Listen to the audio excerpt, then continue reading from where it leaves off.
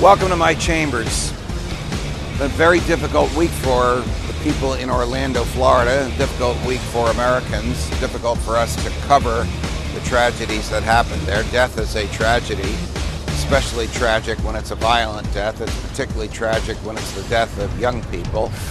It's monumentally tragic when it's senseless. I don't want to talk about the reasons for the killing other than to talk about the government's involvement.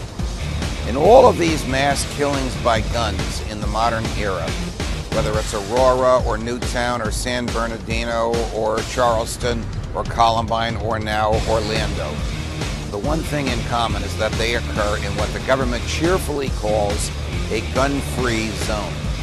They should be called killing zones because that's what they are. These are areas where the government prohibits law-abiding citizens who are lawfully authorized to carry guns from carrying guns.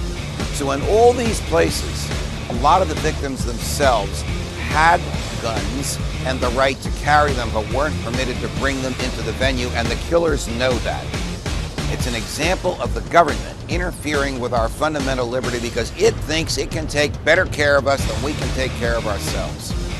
If anything is obvious from these tragedies, beyond a reasonable doubt, it is that the government cannot keep us safe. But for the government to assault our ability to defend ourselves violates the natural law. Your right to defend yourself is your natural right. Violates the Constitution. Your right to keep and bear arms, modern-day workable, usable arms that you have with you, is protected by the Constitution.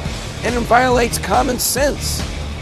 Anybody in that nightclub in Orlando had a gun and knew how to use it, they could have stopped the killer. He fired 250 shots out of 2 weapons. He reloaded 12 times. It's impossible to shoot a weapon and reload it at the same time.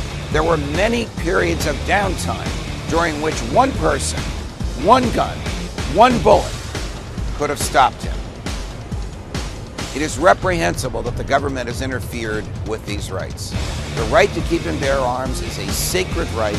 It is a natural right. It is in the same category of speech and press and religion and travel and privacy.